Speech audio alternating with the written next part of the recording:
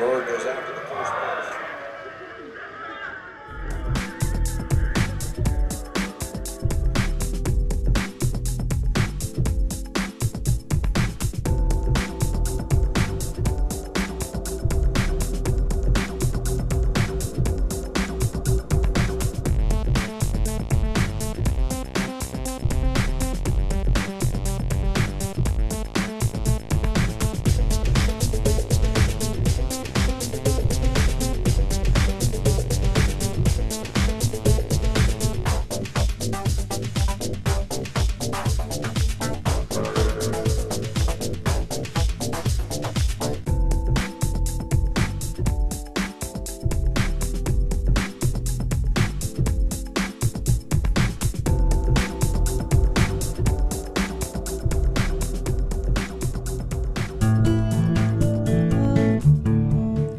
Maybe your first experience of putting money in the bank wasn't quite as heartwarming as this, but odds are, years later, you still refer to the balance showing on your bank account as being your money in the bank. But it isn't. If we have a deposit box at the bank, the valuables we put in it are still ours. We're just renting secure space to store them. In common usage, the word deposit means to set something down. But the use of the word deposit to refer to a bank account is misleading. A bank deposit is in reality a loan. What the amount in our bank account really indicates is how much money the bank owes us. It's a record of the bank's promise to pay us money, not the money we deposited itself. The difference is important. The truth is, when we hand the contents of our piggy bank to the bank teller, our money becomes the bank's money to do with as it pleases. All of the money in the bank is the bank's money. None of it is ours. That's why the bank pays us interest. We have loaned the bank our money. This may seem to be a semantic distinction. We know we can go to the bank at any time and take our money out in cash if we want to. But the distinction is not semantic, nor is it trivial. The distinction is crucial. What happens in banking affects everyone, and yet few of us know anything at all about how banking really works. The entire world economy now runs on a system of credit provided by banks, and when that credit system breaks down, everyone suffers.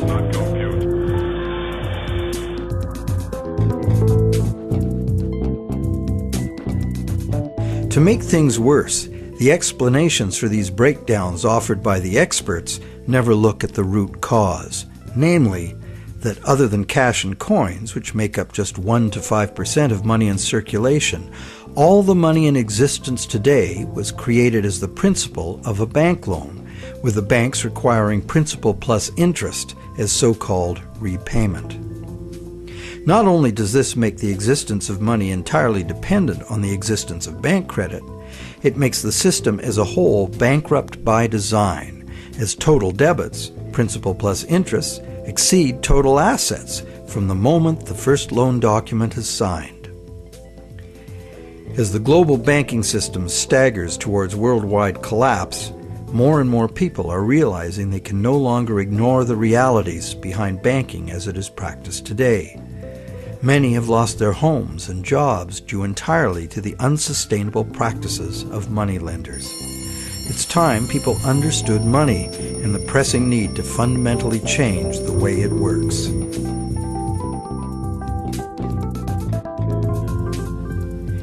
Clarifying what the words used in banking really mean is the first step. Now that we know that a deposit is, in truth, a loan to a bank, the next question is, what is a loan that we take out from a bank? When we sign for a loan, we give the bank a pledge to pay the amount of the loan plus interest. In return, the bank credits our account in the same amount as this so-called loan. While we speak of the bank as having put the loan money into our account, in reality, the only thing the bank puts into our account is its promise to pay the money. What has actually happened is an exchange of promises. Neither party has delivered anything to the other except matching pledges of debt. So who is the borrower and who is the lender? The terms loan, lender, and borrower are all misleading. The truth is that the two parties have traded promises to pay and in the process created something called bank credit or checkbook money that can be legally spent as money. Bank credit can be spent because we, in our innocence, notice that each time we deposit into our account, it increases our balance by the same amount. In fact, unless we put something in, our account will be empty. Thus, it's a natural assumption that money in an account is money someone put in. The account is a promise to pay, not the money itself. In fact, a promise always indicates the absence of the item promised. Otherwise, why does it need to be promised? Now, because all bank accounts are just promises to pay, the bank and the borrower can simply exchange promises and, in the flash of a few keystrokes, a positive balance appears in the borrower's bank account without anyone putting existing money in. Now you know the real source of what we call a bank loan.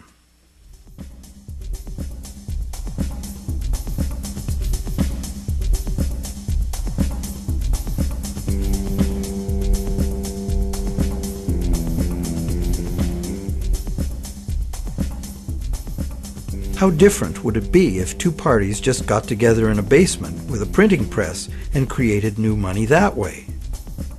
We intuitively understand the act of fraud called counterfeiting. In printing fake $100 bills, the counterfeiters also create new money out of thin air.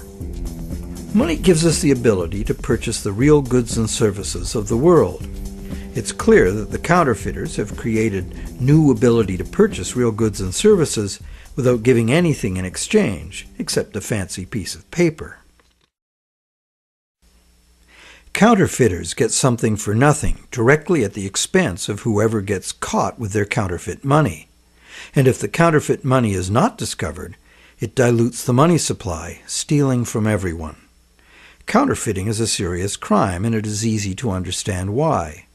It's cheating on a basic social agreement, thou shalt not steal. But taking a loan from a bank also creates new purchasing power. However, instead of being considered a form of theft, it is the very basis of our monetary system.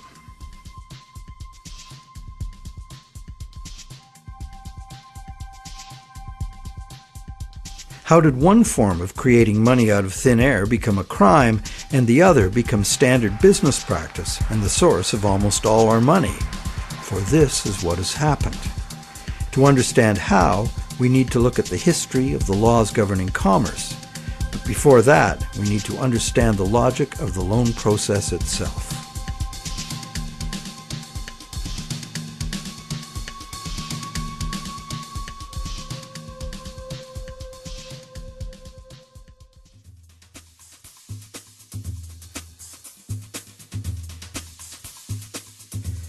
The borrower wants to purchase an item, but doesn't have the funds to do so at the present time. However, the borrower does have confidence in having sufficient funds over time to pay both the original price of the item and the interest on a loan. So he goes to a bank to arrange a loan. The borrower is capable of making a credible promise of money in the future, but otherwise, at this moment, he comes with empty pockets. That's why he needs the loan.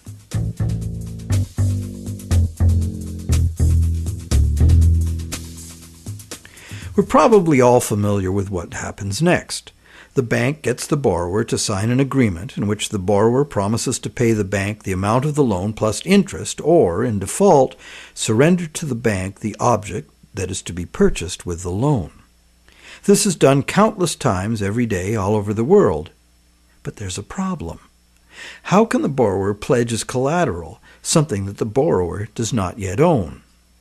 If I wanted to borrow $10,000 from you to go on a luxury cruise to Europe, would you accept my neighbor's car as collateral? Of course not, because you know very well that I have no legal right to give you my neighbor's car, no matter how much I owe you. But if instead I promise to buy my neighbor's car with the $10,000 you lend me, the situation is different.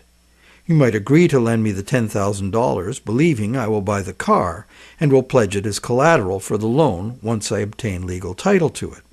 However, until the transaction is completed, your $10,000 loan cannot be secured by title to the car. This sequence of events problem could be very simply avoided. You could buy the car and then sell it to me. The bank could do it this way too. If the borrower commits to the bank to buy the item, why doesn't the bank just buy it with its own money and then sell it to the borrower on time payments at interest? Well, the answer to that question is also very simple. It's because the bank, like the borrower, has come to the transaction with empty pockets. The bank fulfills its part of the so-called loan transaction by creating an account for the borrower. The truth is, the so-called borrower has funded his own account by fraudulently pledging a car he does not yet own as collateral. And the bank, the so-called lender, hasn't put up any existing money at all. And, if all goes well, it never will.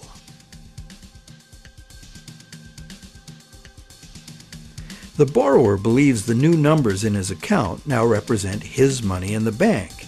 He, like the rest of us, doesn't understand the difference between existing money and a promise of money. If you can spend it, what does it matter? So now the question is, will the seller of the item accept the bank's promise to pay? While some people may hold out for cash, most will say yes to a check or an electronic funds transfer from the buyer's bank. Why? Because the seller knows from experience that she can deposit the check at her bank and it will increase her account accordingly. So what happens next?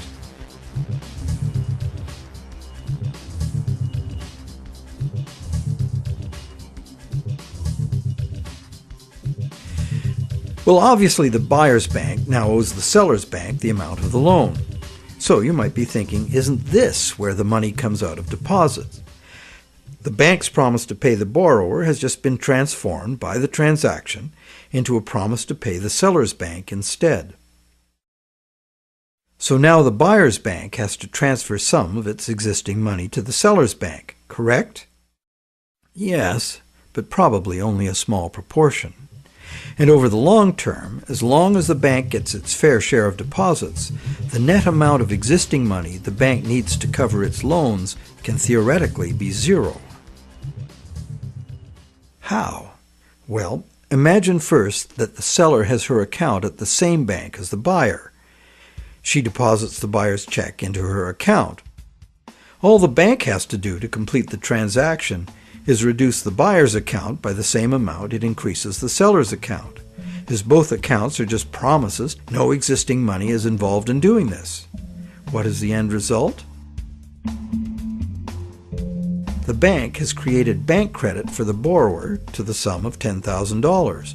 The borrower has bought the car that existed in the world of real things, and the seller now has that bank credit of $10,000. Thus, a brand new claim upon $10,000 worth of real goods of value was accomplished with absolutely $0 of the bank's or anybody else's money. On top of that, the bank gets to have all this so-called money paid back by the borrower's honest toil, plus interest, or the bank gets the car. Magic like this is usually seen on stage. So now let's examine what happens if the seller deposits her check in a different bank. Won't that require a transfer of existing bank funds from the buyer's bank to the seller's bank? Perhaps, but it will almost certainly never be anywhere near the whole amount because, in effect, the banking system functions as one bank. To illustrate, let's add another transaction to this scenario. That same day, the seller's bank made a similar loan to a little old lady who bought a mega home theater system. The electronics store deposited her check at their bank. The electronics store's bank made a similar loan that was deposited at the original borrower's bank. And when all the various balances were settled, the banks didn't owe each other anything. And even if there were differences, they would have been just a small portion of the total credit created. So, at this point we can say that although banks don't actually lend out their depositors' money, as most of us imagine, they still need deposits to make loans. This is because banks need incoming credit from other banks to offset their own credit being deposited at those banks. As long as banks keep their outgoing credit balanced with incoming credit, they are free to make new loans and thereby keep creating brand new credit money. None of it will ever have to come out of the bank's pockets. The bank is free to invest its own funds in corporate and government bonds and whatever other instruments their charter allows. If one draws a diagram of it all, it looks like this. The interest governments and corporations pay the banks on their bonds is paid by us. We pay it as a portion of our taxes, and we pay it in the price of all the goods and services that we buy. And there is another thing passed on to us as well, and that's the risk that the bank will go broke and not be able to honor its promises to pay. Now you may wonder, how can a bank go broke if it doesn't put any money up in the first place? What have they got to lose? The answer to that question is that banks differ from counterfeiters in that the banks are legally allowed to create new money, but only by certain rules of accounting. Banks can only create money by entering a borrower's payments and collateral as an asset on the positive side of the ledger, balanced on the negative side by the loan, or what the banks call the deposit liability created by the bank. When the borrower defaults on the payments, the asset pledged as collateral is seized by the bank and sold. In a declining market, when repossession is most common, the new lower value of the asset doesn't cover the bank's liabilities, which were based on the previous higher value. This shows up as a loss on the bank's books. When foreclosures are rampant, as in a collapsing real estate market, much of the value of the bank's collateral simply evaporates as home prices drop, exposing the bank to huge losses. In truth, it's all just numbers, created out of thin air. But banks must adhere to the dictates of these numbers, and the consequences of bank arithmetic gone wrong can include economic standstill, social disintegration, total financial chaos, lawlessness, starvation, and war.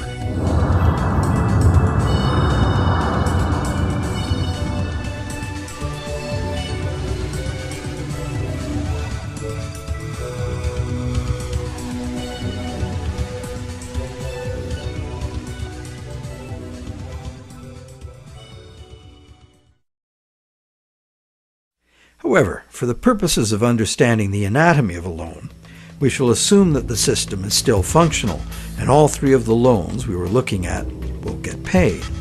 The end result is that not $1 of existing money has changed hands, but $30,000 of new bank credit has been created and spent into the money supply, and each of the three banks gets to collect interest on $10,000 of it. Is creation of this brand new $30,000 really an act of fraud, like counterfeiting? The obvious difference is that the banking system is legal, regulated by government and disciplined by the courts to follow the rules of accounting. Another difference is that there is no obvious victim, like the person getting caught with a counterfeit bill. Banks argue that the buyer and the seller both got what they wanted and agreed to, so where is the fraud? And if there was a fraud, who lost out? Well, to determine that, let us list who got what out of the deal. The borrower got the item he desired on terms he willingly agreed to. He may curse his decision later as he struggles to make the interest payments, or he may live happily ever after, thankful he got the loan. The seller got an increase in bank credit, which she's been conditioned since childhood to think of as her money in the bank. She's confident that she'll be able to spend it in turn, and she will. So, as far as the seller is concerned, she has been paid in full. She's happy. So who, if anyone, suffered as a result of the deal? Is there another party to this transaction we've overlooked? Well, there's also the bank that gets to collect interest on a promise to pay money. That's the business they are in and usually do very well by. And anyone else? Well, where did the car come from? It came from the world of real things. Natural resources, energy, and labor were expended to produce it. What if we consider the hidden party to be society at large and the natural world from which all things ultimately come? Because the brand new bank credit money didn't just sit there, it got spent into the general circulation in the real world. It's the real world that ultimately gets the new money in exchange for its car. This new money might stimulate new production, temporarily enlarging the economy, making lots of people happy. In fact, it often does, as most bank credit comes into being as a home mortgage, stimulus for the residential construction industry, a big provider of good-paying jobs. However, after its initial productive use, this newly created money will basically just dilute the money supply, reducing money's purchasing power by a very small amount. So, in contrast to counterfeiting, where the loss occurs to a specific victim, here the loss is borne by us all, because the real substance of the loan, the car, was extracted from the economy at large, by a slight loss in the value of everyone's money.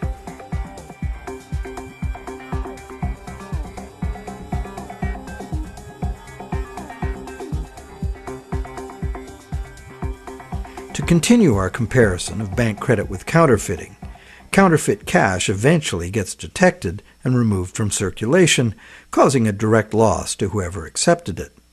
There is, of course, no guarantee of how much will be detected, nor any prescribed schedule for its removal. Bank credit is also removed from circulation over time because, as bank credit is paid back, the principal part of every payment is extinguished. Now remember that almost all the money in existence today is bank credit. Therefore, almost every dollar that passes through our bank accounts has a scheduled appointment to one day be paid as a principal payment on a bank loan and cease to exist. On top of the principal are the interest payments, which will become bank income, much of which will be recycled into the economy as interest to depositors and other bank expenses.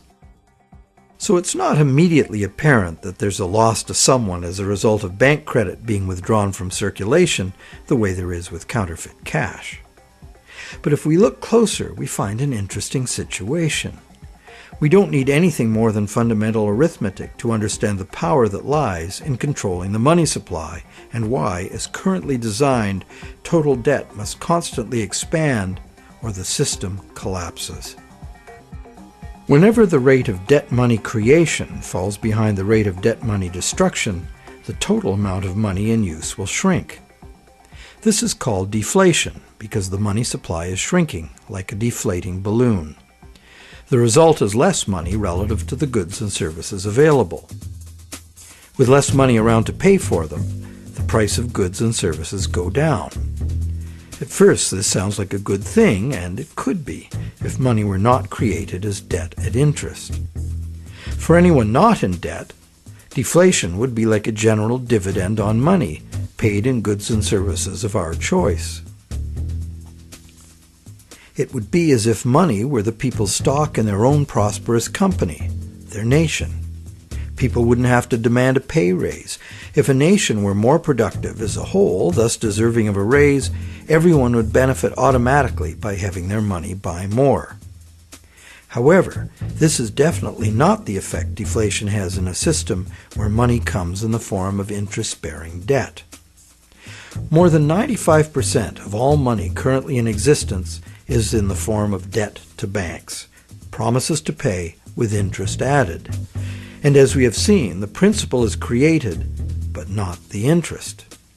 Due to the time delay between money's creation and its repayment, and the recycling of interest earnings as bank operating expenses, most of us can keep up our payments while the money supply is increasing. However, if the money supply or total debt is decreasing, money becomes harder to earn due to its scarcity, and fixed payments become harder to meet. For those heavily in debt, the money shortage can become catastrophic.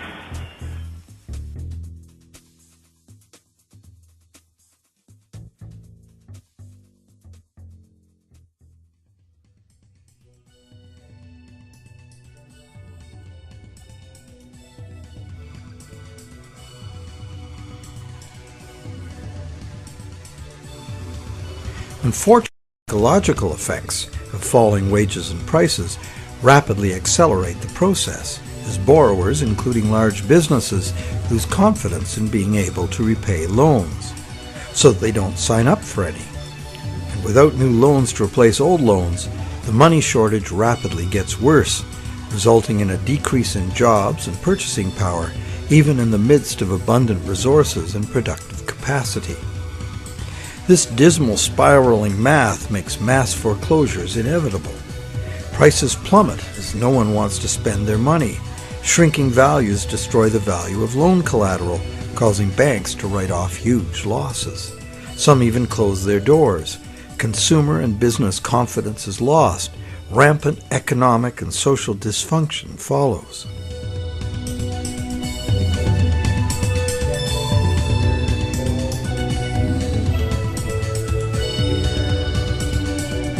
This disastrous spiral cannot be turned around unless the government creates new money itself or goes deeply in debt to private banks in order to create enough new money to reorganize and rejuvenate the economy. The most familiar example of this is the stock market crash of 1929. The psychological fallout of the stock market collapse resulted in less borrowing and thus less new money. The Federal Reserve did nothing to correct the resultant deflation, and by 1932 the money supply had been reduced by a third. Countless people were evicted from their homes because the money to make their mortgage payments simply ceased to exist. Then, in 1932, Franklin Roosevelt became the U.S. president. Roosevelt's New Deal set out to restore the economy by restoring the money supply. To counter the money shortage, Roosevelt borrowed from the private banking system. Factories started hiring again. But only when the war arrived, there's suddenly no shortage of jobs or funds available to do what was necessary for the war effort. It was the money expended on World War II that ended the Great Depression. The war also resulted in 50 million deaths worldwide and led to a new hostile international balance of power with its attendant arms races, mounting debts, and sweeping social and technological transformations.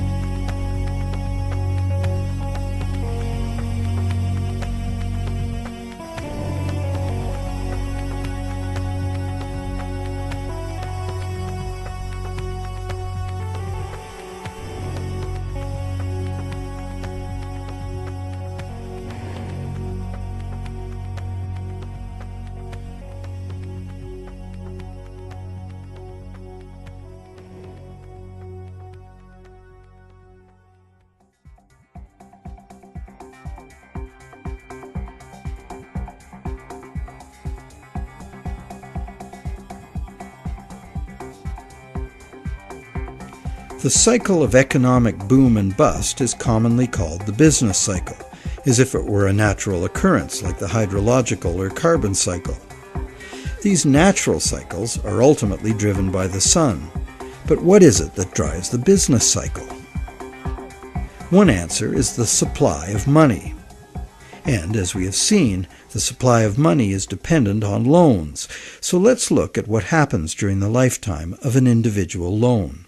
We've seen how bank credit is nothing more than the bank's promise to pay, which the bank has created on its books to balance the borrower's promise to pay that it has received. The bank's promise to pay is usually spent on some real good or service and allowed to circulate, making the efficient exchange of goods and services easier to accomplish. As a medium of exchange, today's promise to pay money is unsurpassed in its usefulness and flexibility. However, because no money is created to pay the interest, a seemingly impossible situation is created. On the face of it, if borrowers had to pay the interest they owe all at once, they would have to fight it out for a limited sum of existing money that was very much less than the total owed. The percentage that would be unable to pay off their loans would be simple to calculate. However, interest is usually paid over time, not all at once. If this interest income is recycled into the general economy as spending, it can be available to be earned repeatedly. Once we understand this, the question of whether interest is actually unpayable becomes more perplexing. Is there such a thing as a sustainable system of lending that does not produce mathematically inevitable defaults? In the Middle Ages, usury, meaning charging interest or any form of making gains solely from having money, was condemned as a sin. While the justification was moral, the reason was practical.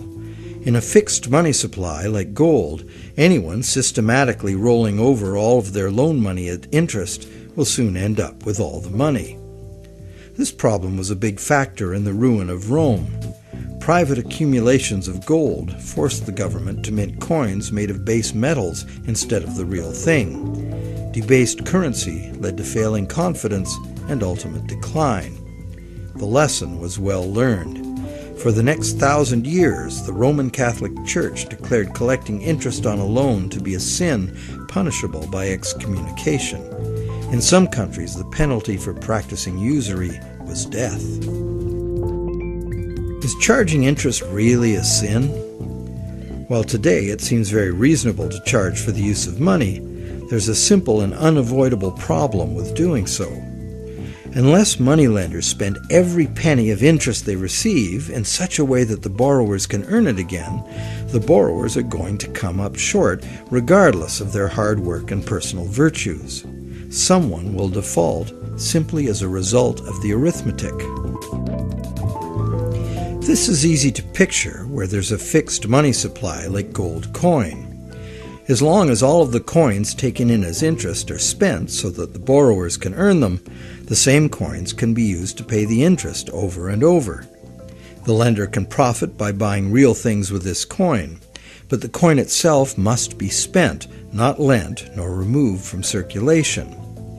Leaving aside any moral considerations, this arrangement would be sustainable. However, if the interest coins are re-lent at interest or removed from circulation by hoarding, there will be an inherent shortage of coins with which to pay off the aggregate debt.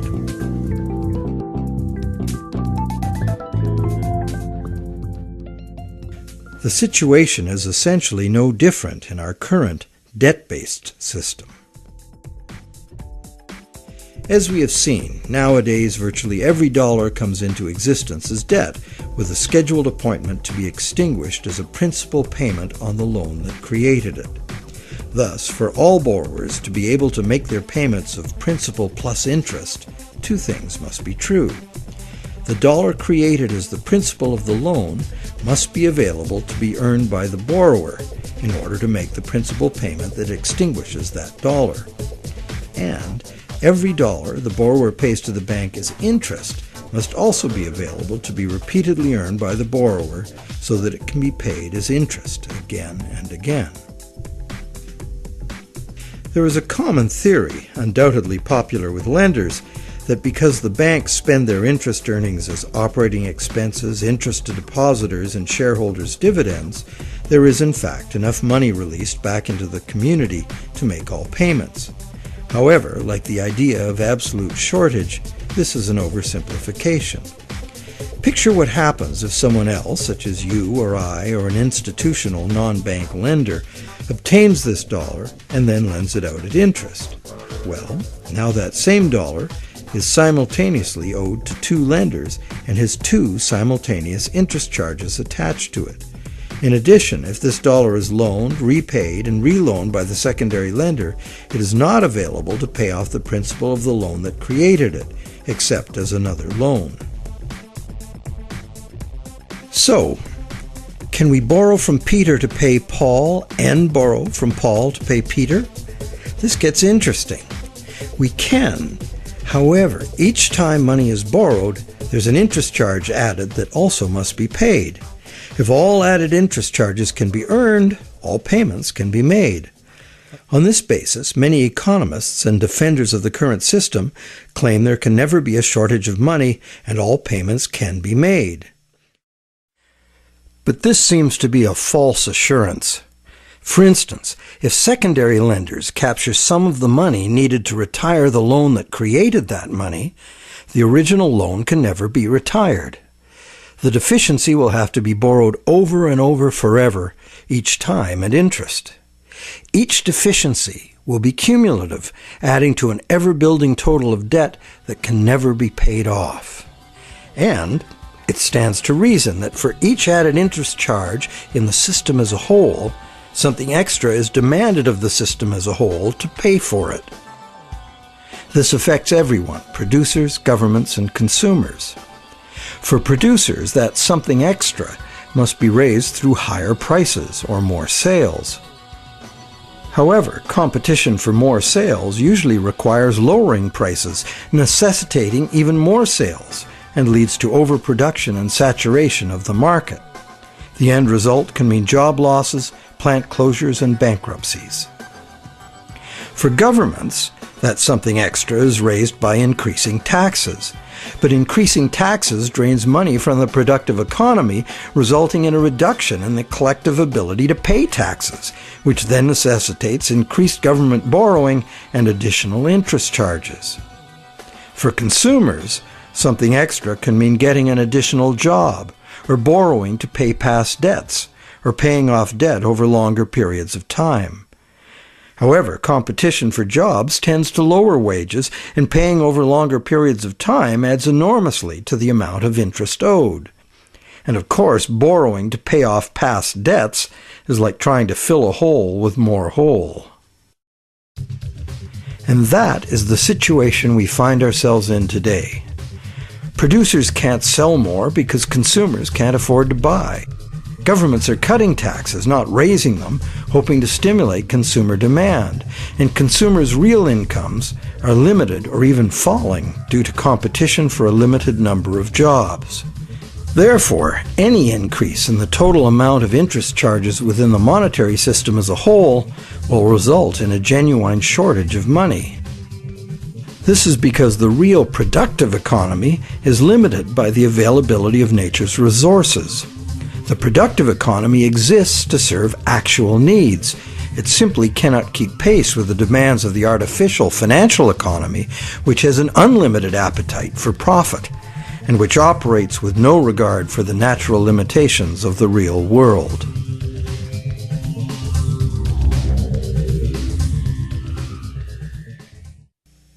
The theory that there's always enough money to pay the interest has a certain elegant simplicity.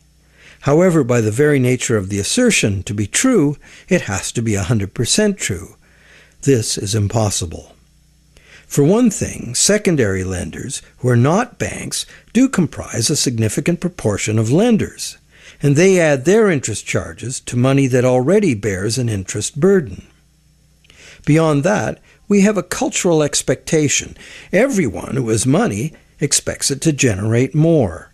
Money that needs to be spent and made available to be earned by its original borrower is, instead, lent at interest or invested for gain. Therefore, we can conclude that the two conditions that must be true for all borrowers to be able to make their payments of principal plus interest and thus permanently discharge their debt, those conditions are not met by the current system. Nowhere in the current system is there any restriction on relending money that was created as a loan, nor is there any obligation upon banks to make their profits from interest available to be earned by borrowers, enabling them to extinguish their debts. Quite the opposite. Banks invest these profits to make further profits. And it's not just the banks that cause the problem. Anyone who takes their ball of money and starts rolling it like a snowball to make it bigger does so at the expense of borrowers who will not find that money available to pay their debts, except as more debt. And of course, those rolling the biggest snowballs pick up the most snow. As the saying goes, the rich get richer and the poor get poorer.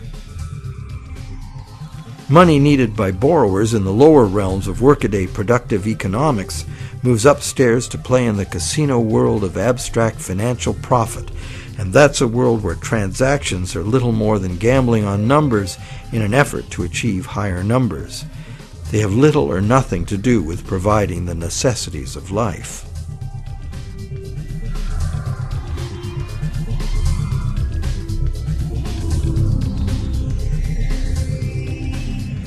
Today, the largest volume of money by far is changing hands in what is best described as the gambling economy. The foreign exchange markets, the derivatives market, and the rest of the financial instruments being played by banks and investment funds for as much profit as possible. For example, the volume of trade on the world's foreign exchange markets in just 1 week exceeds the total volume of world trade in real goods and services during an entire year. This money is in continuous play by speculators looking to make windfall profits on currency fluctuations.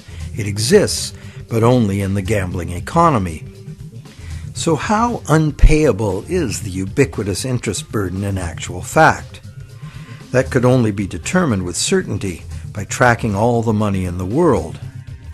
With over 6 billion people earning, spending, borrowing, and lending, the world's money flows are at least as complex as the flows of the ocean. They are impossible to know. But the direction is pretty clear and simple, and it's the same old story. The rich are taking increasingly more money into the gambling economy, where ordinary borrowers have almost no chance to obtain it. And the only way the system can stay solvent is to create more money. And as money is created as debt, the only way to create more money is to create more debt in every way possible, including ridiculously easy credit for unqualified borrowers, massive government expenditures on security and war, and bailouts of insolvent banks.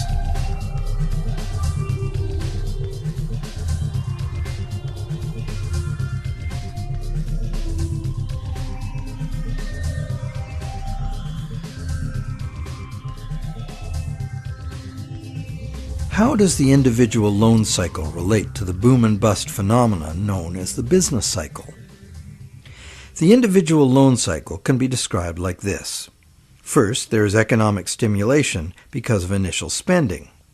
This is followed by inflation because new money basically just dilutes the money supply.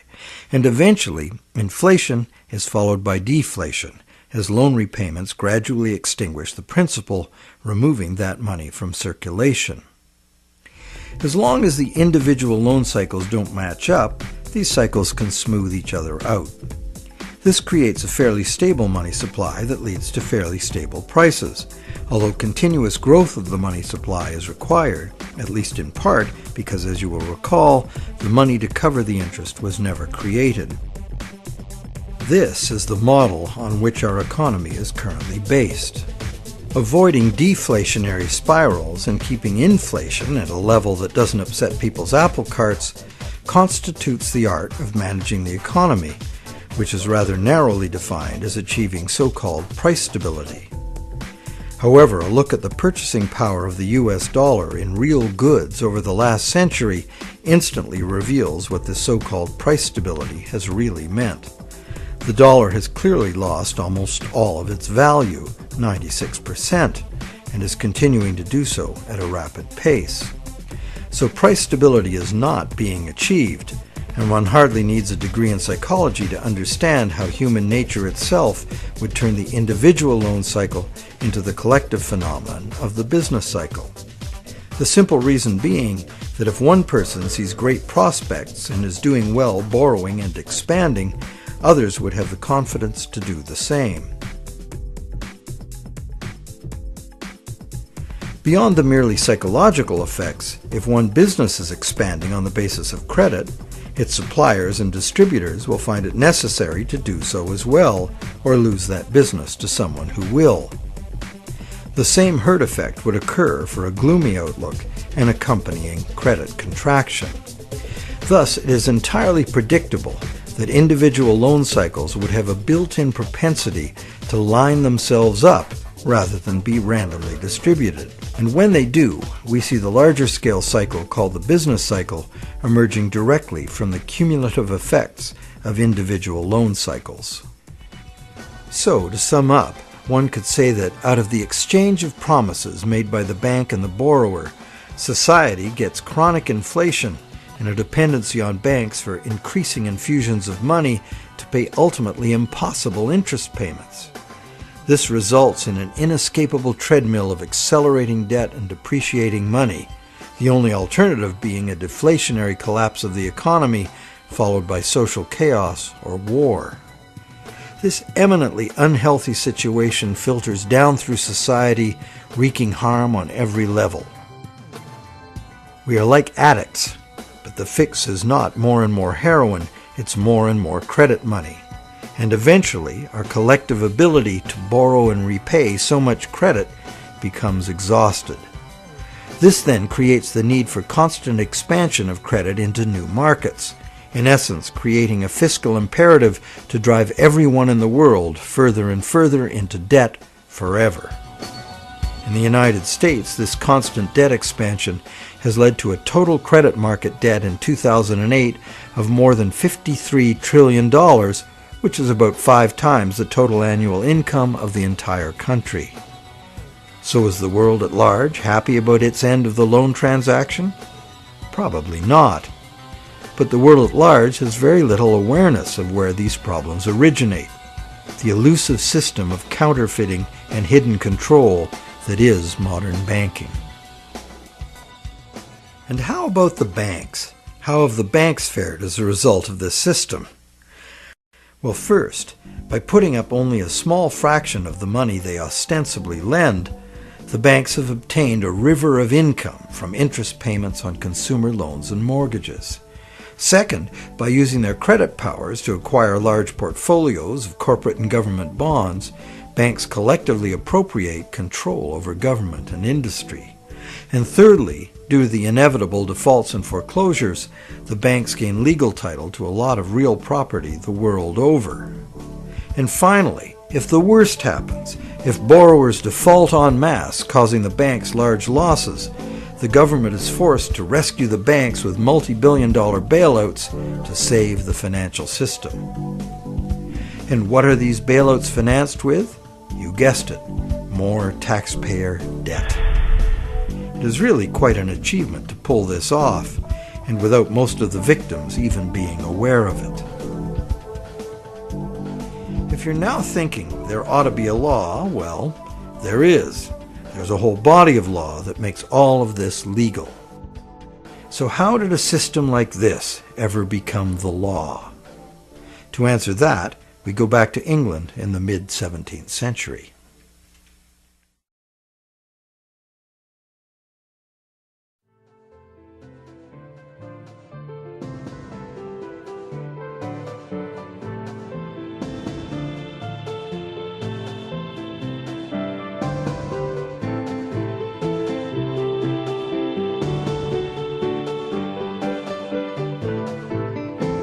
With the development of better ships and the new explorations they allowed, trade was expanding rapidly.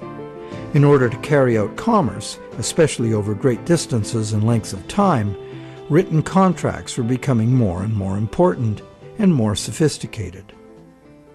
Under English common law, it had long been established that a contract could only be enforced if something of real substance had changed hands. A transfer of goods or rights in property was the real stuff of the exchange, and that was what the court would evaluate for fairness, not just the words on the document. A contract under which there had been no exchange of consideration, meaning real goods or rights in property, was deemed to be empty and was therefore not enforceable by the court. So, a contract in which a borrower, say, pledged a car he does not own in exchange for a bank's promise of payment would not even qualify as a contract. No common law court would enforce it. As well, in the event of a dispute over a contract, under common law, only someone who had actually provided consideration to the transaction, and only someone who delivered the goods, had the right to sue in court for fulfillment of the contract by the other party. This right was not transferable to a third party.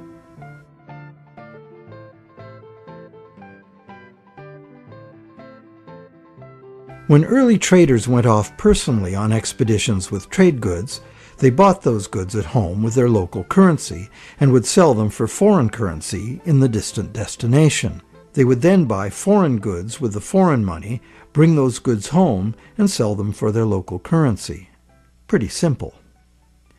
But as trade became more sophisticated, traders became more inclined to stay home and just hire ships to carry out deliveries. This gave traders the freedom to import cargoes of foreign goods from different sources than the destination to which their home goods had been exported.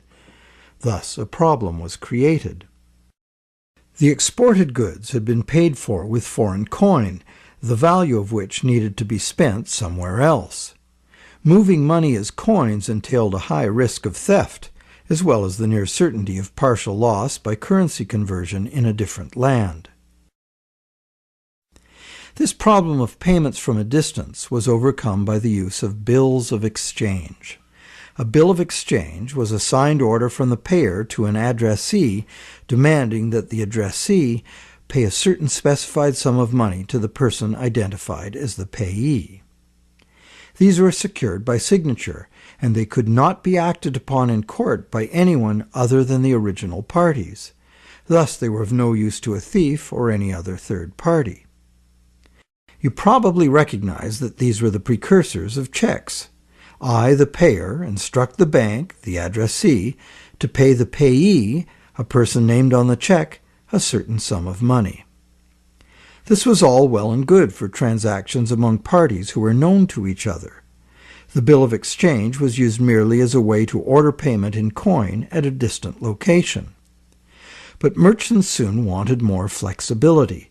They wanted to be able to use bills of exchange to reconcile payments amongst many merchants in many locations, using bills of exchange like money itself. For this to work, bills of exchange had to be assignable to and enforceable by third parties. As we shall see, this was the moment in legal history that gave sanction to the banking system we have today. A third party, who might have honestly purchased a bill of exchange several steps removed from the original exchange, could not be expected, nor would he have the right, to show up in a common law court and defend the validity of the contract and collect on it. This made third-party bills of exchange an unacceptable risk. So, in order to be able to use bills of exchange as a convenient and guaranteed third-party payment system, essentially equivalent to money, the common law practice had to be set aside regarding bills of exchange. In England, by a series of legal decisions from 1664 to 1699, this problem for commerce was remedied by making bills of exchange enforceable by third parties. If a third party had purchased a bill for valuable consideration and in good faith, having no apparent reason to suspect fraud or some deficiency in the right of the seller to sell it, then the bill automatically became good and enforceable by the court against the signer. What did this change mean? It meant, essentially, that any bill of exchange would be considered legitimate once it was sold. Bills of exchange and all other subsequent types of signed promises to pay, with the notable exception of checks, became transferable and enforceable in court, just what the merchants wanted. Now debt contracts could be sold like things, and transacting business would be a whole lot easier. Not only that, it opened up a whole new market for profit seekers, trading in bills of exchange themselves. The marketing of debt was born.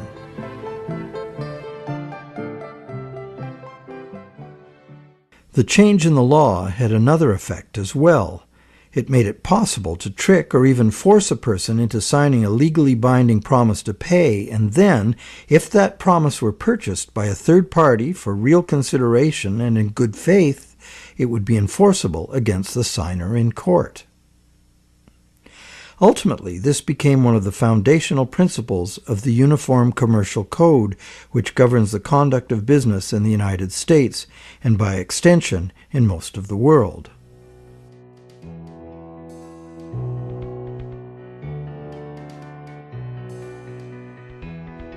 Think about it. If we buy a stolen laptop from a guy on the street, we're guilty of receiving stolen goods, a criminal offense. Doesn't matter if we paid honest money and were unaware the goods were stolen. The court will restore the goods to the rightful owner. We, as purchasers, innocent or not, lose our money and may even be charged with a crime. But if we buy a loan contract from a banker and give him real value for it in good faith, it doesn't matter that the loan contract may have come into existence under false pretenses. Whoever signed it is required by commercial contract law to pay up, and the courts will enforce the obligation. Today, debt contracts come in a myriad of forms, including and especially loans and mortgages. It's significant to note that just as these common law restrictions were being removed, the brand new Bank of England was being established. The first bank state-authorized to create money out of thin air. The new laws fit in perfectly, making the new bank's empty contracts enforceable against the so-called borrower.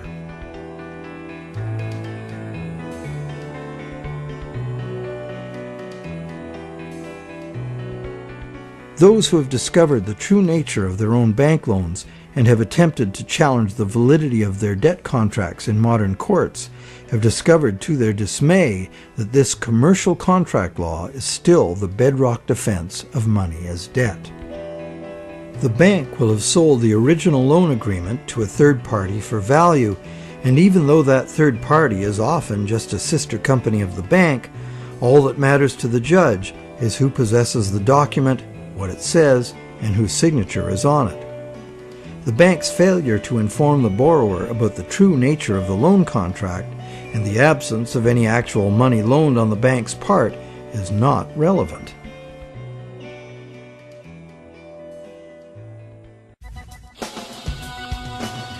So, to conclude our investigation, it appears that modern banking practice rests on several distinct violations of common law, common sense, and natural justice.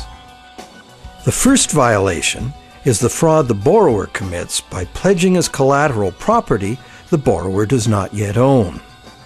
And the bank is complicit, as it knowingly accepts the fraudulent pledge as backing for the credit it creates. The second violation is the failure of the bank to disclose the true nature of the contract. The bank calls it a loan, leading the borrower to believe that he or she is receiving a loan of existing money. But the bank knows full well it has provided only a brand new promise to pay, simply typed in on a computer screen. A promise that the bank knows it will probably never have to fulfill. Thirdly, the loan agreement should be invalid because impossible contracts are legally invalid.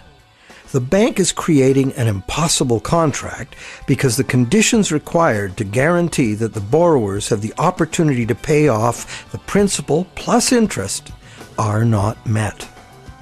Unless the system enforces 100% recycling of both principal and interest, which it emphatically does not, some borrowers are going to default and lose their collateral simply due to the systemic shortage of money. The fourth violation is the violation of natural law by the law of contracts, which confers automatic legitimacy of title on any contract if the contract is sold to a third party for valuable consideration. This violates the principle that one cannot give better title to something than one has. But perhaps the biggest fraud of all is that most of the people who produce the real wealth of the world are in debt and at risk of losing everything they have worked for to bankers who fabricate money out of mere promises to pay. And where does this leave us? We are hostages in an economy that must grow faster and faster to keep up with an ever-growing money supply, or the entire system collapses in ruin.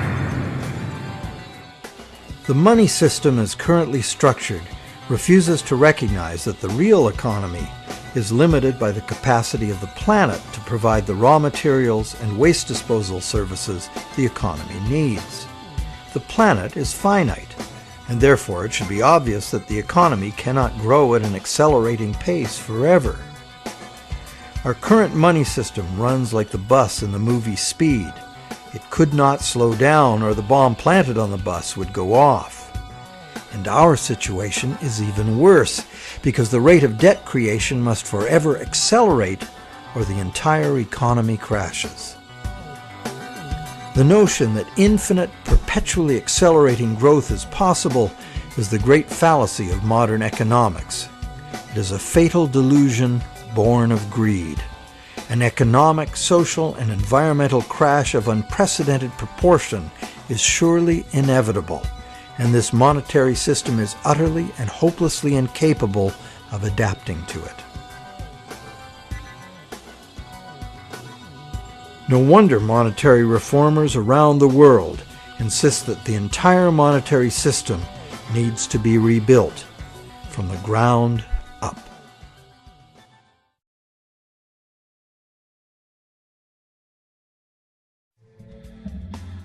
So what is the solution?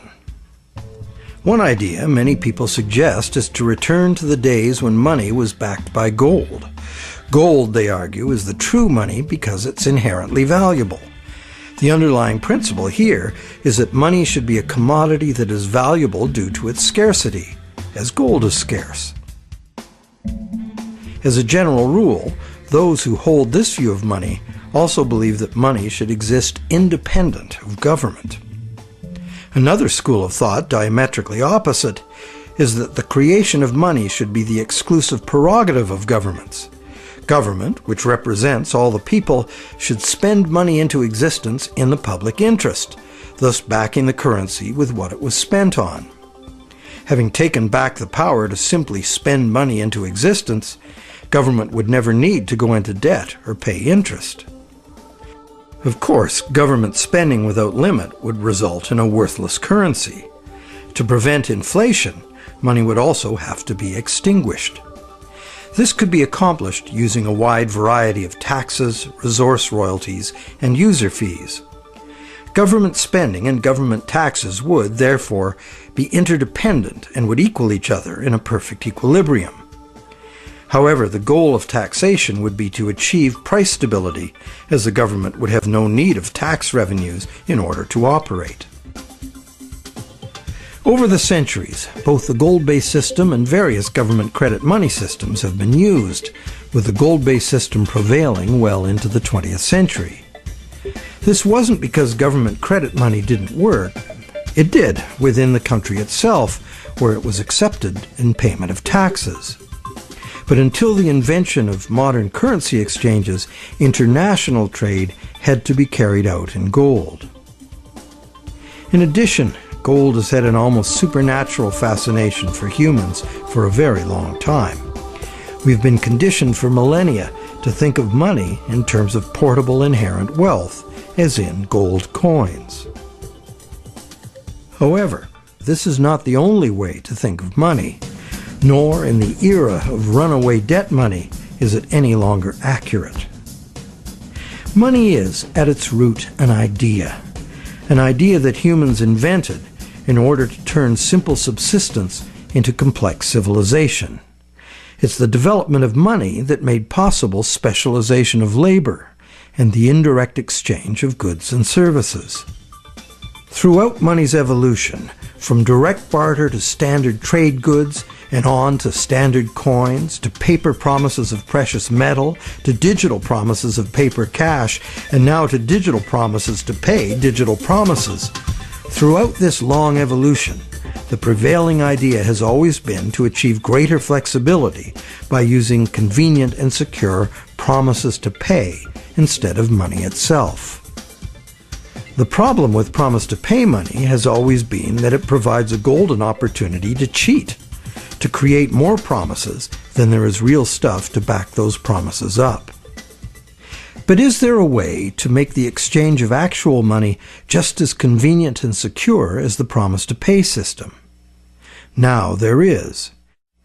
Digital money, convenient and secure, is now a possibility because of new encryption technologies. It works like this.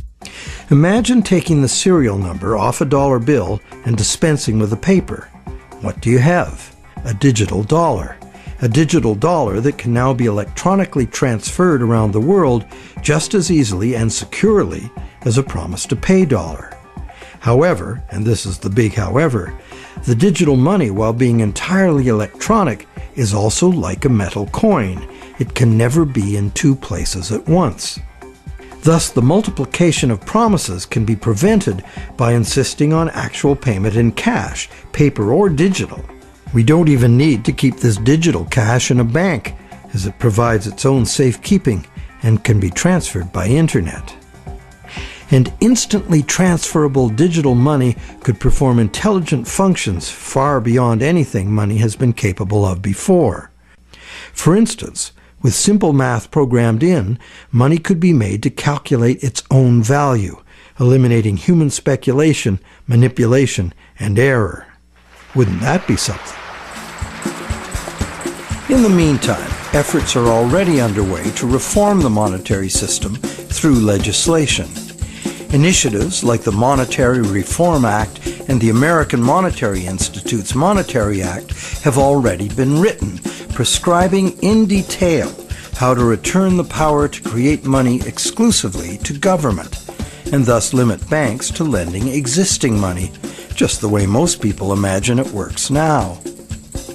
While differing in detail, all such reform proposals in whatever country they originate always advance the same simple idea. The benefits of money creation belong to the public. At present, money is created not for the benefit of society, but for the profit of private banks.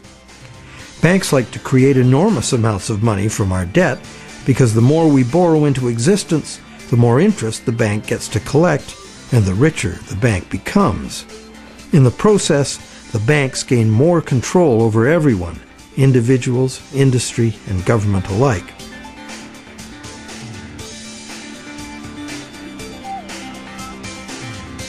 Abundant money too often leads to speculative asset bubbles that make insiders rich. But, as we have witnessed, these bubbles inevitably burst under the unbearable weight of ever-increasing interest demands. The losers are many, including governments.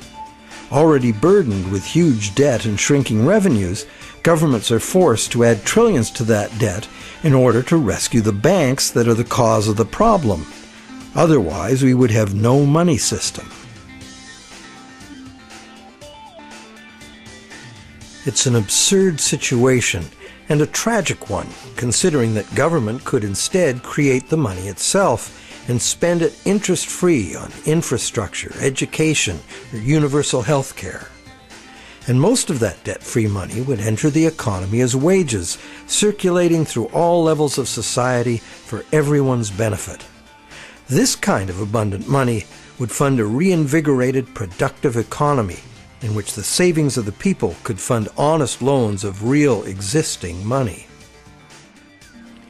At its root, money is a means by which we exchange real value. Without real value in the world, money is nothing. As we have seen, it's the real world that makes the loan, not the bank. We, the people, in conjunction with the material blessings of the natural world, are the source of all real wealth. Therefore, money creation and its benefits belong to the public, not to private bankers. And what about interest? As we have seen, interest poses an arithmetic problem. And it's a problem that can only be solved in three ways. 1, defaults and foreclosures. 2, perpetual growth of the money supply. Or the preferable and only other solution, 100% recycling of interest as spending. But such full recycling could only be accomplished by nationalizing the banking industry in the public interest. For example, interest earnings from public service banking could be paid to all as a citizen's dividend. Or it could be used to fund government in place of taxes, as was done successfully in colonial Pennsylvania. And that's just one instance of a society that organized its monetary system differently. There have always been alternatives, and there are alternatives now. What the evolution of money really teaches us is that the real measure of money's value is, very simple, its usefulness as money. And there are several different ways to create useful money. For instance, money can simply be an individual's private promise to pay, a pledge of one's own product or service, as in such community currencies as the let system or time dollars. Thousands of these community currencies already exist in circles of trust where members can be counted on to honor the credit they issue for themselves. And such community currencies can be a lifesaver in the event of a catastrophic collapse of the conventional banking system. When money shortages or hyperinflation disrupt trade and bring economic standstill, a working community currency can sustain a local economy. Are such proposals radical? You bet. But there are unprecedented challenges before us. No longer can exponential growth allow us to sustain a monumental debt that must ever increase to prevent the house of cards collapse of the whole system. Increasing wealth disparity, crushing debt, failing banks, and social and environmental catastrophes are what we face unless we radically change course. We must transform our monetary system to one that can adapt to a future we can now clearly foresee. To begin, we must examine monetary system designs that can deal with widespread economic shrinkage without inducing mass foreclosures and bankruptcies. But what can you do right now? Well, right now there are people and organizations around the world that understand the problems and the injustice of today's monetary system, and you can join them in their effort to bring about the fundamental changes we need. It's time to talk to our friends. A financial crisis is the ultimate teachable moment. When bankrupt banks have to be bailed out by the governments the banks were formerly lending to, the contradictions, the fraud, and the fatal flaws of the current system are laid bare for all to see. But the solutions are there to see too if we look. We cannot afford business as usual. Making adjustments to the current system will not save us. The changes we need to make are radical and dedicated to the good of all, not the profit and control of a few. To make these changes, we must leave behind our outmoded assumptions and misplaced faith. We must face the challenge of a complete transformation. Reality calls.